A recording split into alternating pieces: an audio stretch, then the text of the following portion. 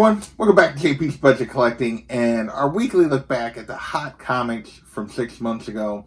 As always, we're looking back at the hot comics from the CBSI Hot Top 10 and the Comic Tom Key Collector Hottest Trending Comics of the Week. Both of those groups do a list of 10 books every week that are hot, and I like to look back at them at how they're doing after 6 months to see if we can gauge anything based on patterns, to learn anything about whether or not we should be patient with these books. Generally, yes, or whatever. So this week we're looking back at the hot comics from July 24th and 25th, 2020, and I'm recording this on January 22nd, 2021. So yeah, let's see what we can learn this week. We got 18 books to talk about, so let's get into this list. First up, we have Beauty #1, and this hit the list because there was news that it was in development at Netflix, caused us to jump up to a $10 book. 9.8 was going for $100. Now it's sitting at around a $10 to $15 book. 9.8s are going for $40 to $60. Back then, I actually did a cash or trash this week. That was the first time I'd done it in a really long time. And I thought that, it was a pretty good deal at that price. And it's been pretty steady, but probably more of an I'll be back than, because the 9.8s are down quite a bit. Personally, then I mentioned something about that you should probably go after the Frozen cover of this, and that does seem to be the one that's holding the most value. Next, we have The Empty Man #1. This was basically that there was a movie supposedly coming out in December. No idea if it actually came out with everything that's going on, or if it just went straight to video, or what happened with that movie. But back then it jumped up to a $10 to $15 book. 9.8s were going for $50.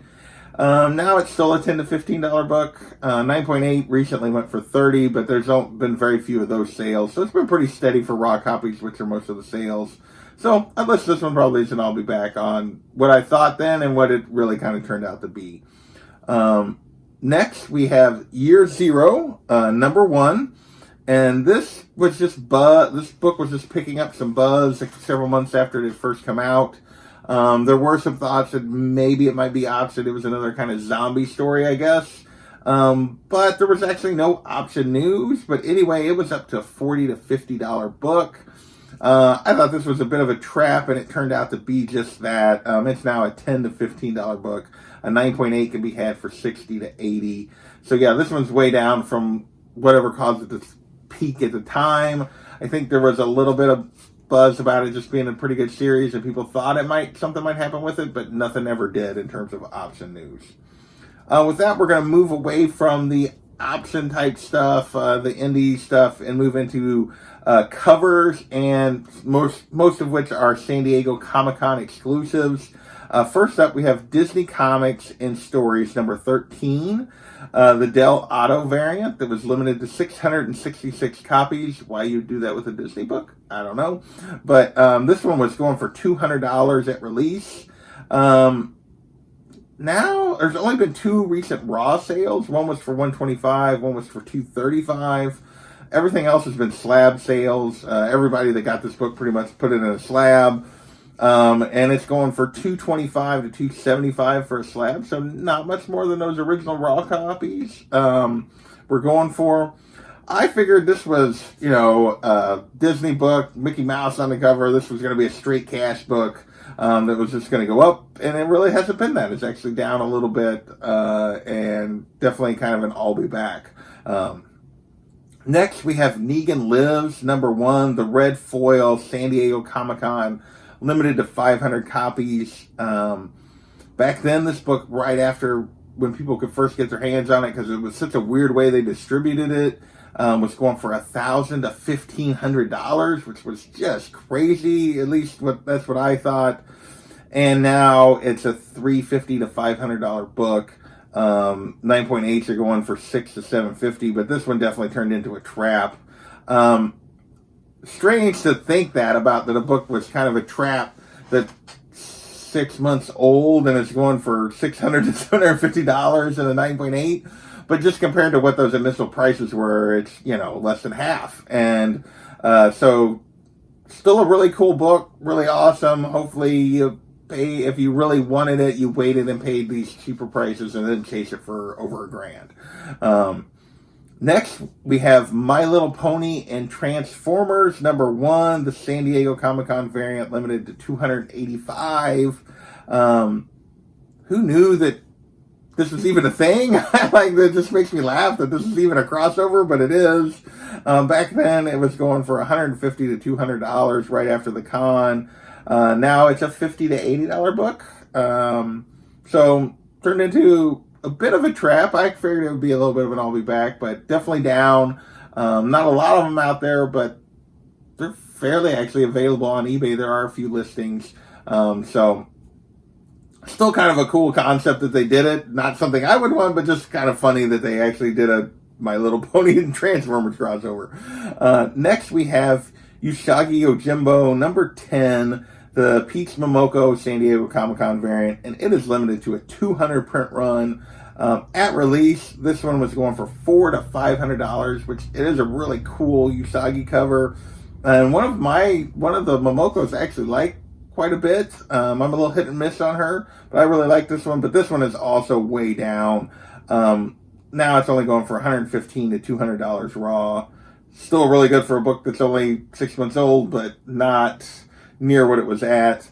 There's only been 2 slab sales and a 9.8, and they were both signed, so that kind of really, you have to take that into account when you're talking about the value here. One went for $340, one went for $500.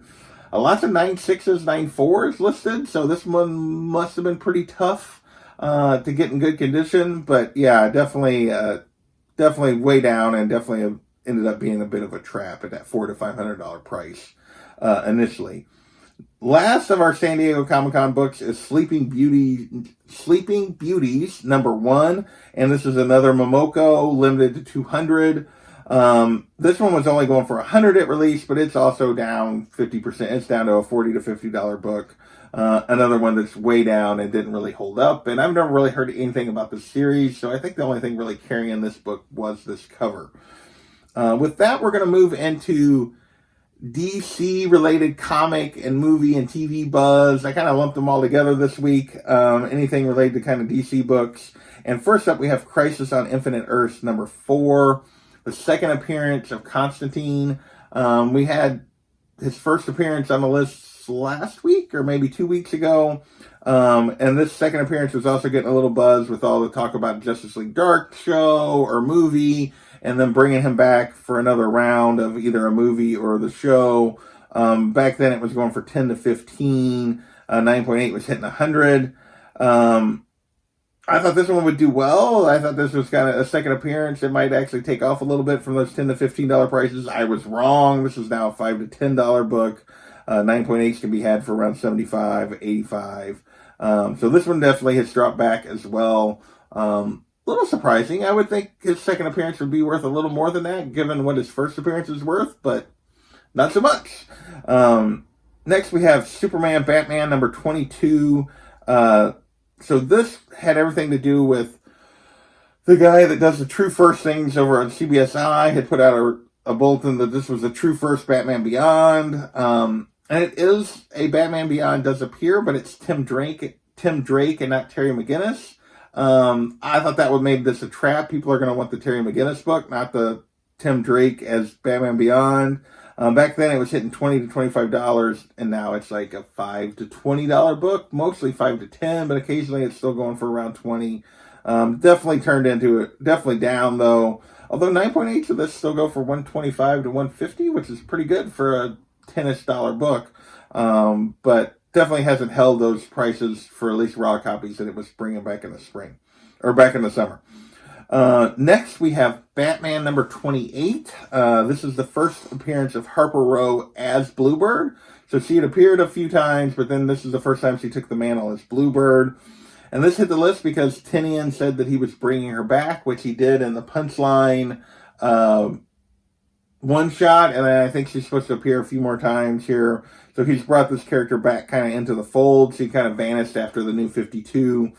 And that caused this book to jump up to a $10 book, $60 for 9.8. And it's really sitting right in that $5 to $15 for a raw copy, $50-ish for 9.8. So I'm going to call this one pretty steady over the last 6 months.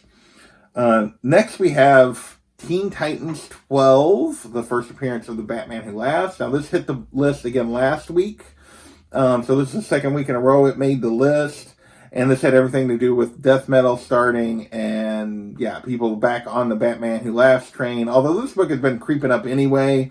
Back then, a 9.8 jumped all the way up to 750. It was in the 600-ish range, or 550 to 600-ish range when we talked about it last week. So it had jumped significantly. Now it's setting $600 to $800 for a 9.8. If you watch last week's show, you'll know I said like 550 to 650. But in the last week, we've had some 9.8 sales that have been a little more. They've been pushed up over $700 the last 2 sales. So still overall been averaging more around the 600, 650-ish range, but the last couple sales have bumped back up. So have to call this one pretty steady really over the last 6 months. Raw copies right now can be had for 80 to 130-ish for a raw copy on this one. Our last DC book is Batman number 89, the cameo appearance of Punchline, who I just mentioned a few minutes ago. Back then, it was going for $90 for a raw copy. 9.8s were hitting $180 to $190. And this one is falling back, which I kind of predicted it would do once she got through the Joker War storyline, that there would be a little, once she was kind of involved, that there would be a little less buzz for this one. And it's still doing 55 to 70 for raw copies, but 9.8s are only can be had for around 100, occasionally going for up to 150. So definitely down. Some of the buzz around Punchline is dropped off. My guess is this might be a pretty decent time to grab you a copy if you missed out on it early and you want it. Because my feeling is it might drop back a little bit more, but probably will push forward at some point in the future. I know they're getting ready to start the Joker series, and she's supposed to be in that still. So yeah, my guess is it'll probably bounce back a little bit. So this might be a good time to get it, but definitely back down a little bit from where it peaked back in the summer. With that, we're going to move into Marvel Buzz. We got, 5 books, I believe, left. First up, we have New Avengers number 7, the first appearance of the Illuminati. And this is just pure spec on the community's standpoint of that the Illuminati was going to come to the MCU in some form.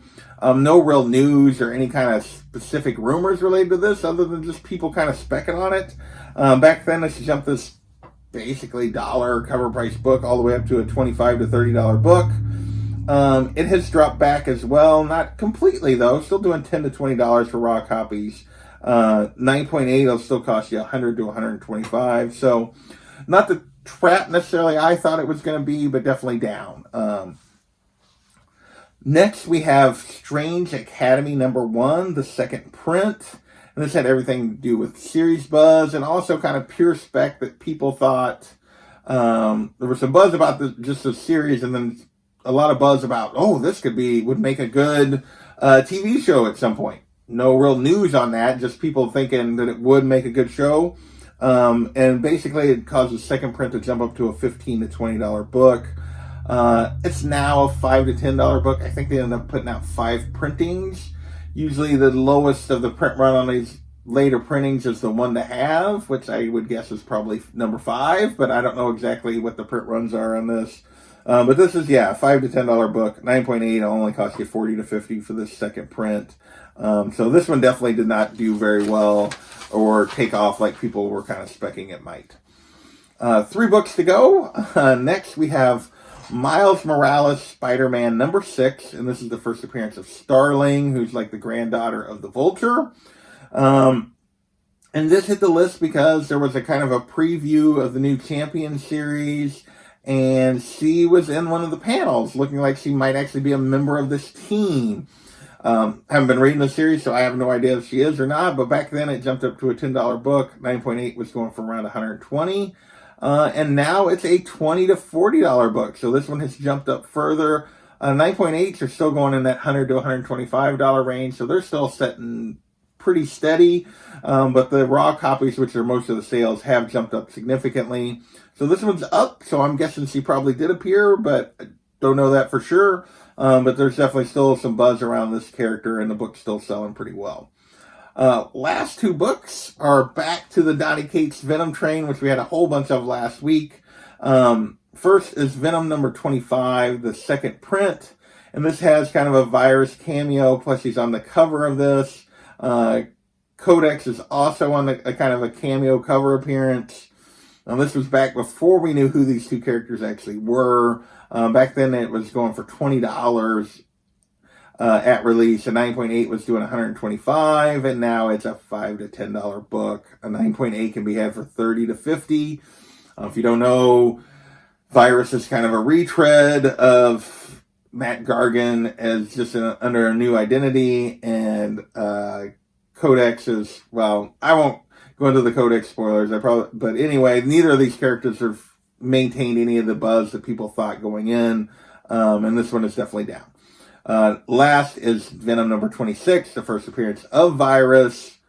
Technically, it was supposed to be in that free comic book thing, but this actually came out first, so this is the book everybody was chasing. It was going back then for 10 to 15. A 9.8 kind of pre-order was going for 100. Now it's still 5 to 15, but 9.8s only go for 35 to 50. So this one's definitely down also. Again, Virus just didn't really turn out to be a new character, and it hasn't really kind of maintained the buzz through this King in Black storyline. So that's this week's list. Quite a bit of Marvel stuff, quite a bit of DC stuff, quite a bit of San Diego Comic-Con. Lots of stuff that's dropped back this week. This week's list hasn't done very good in maintaining value, other than maybe that Starling, that Miles Morales, the first appearance of Starling has definitely went up a little bit. And then, what was the other one? Yeah, then everything else has pretty much been steady or down. So, I want to thank you guys for watching, and we'll catch you next time.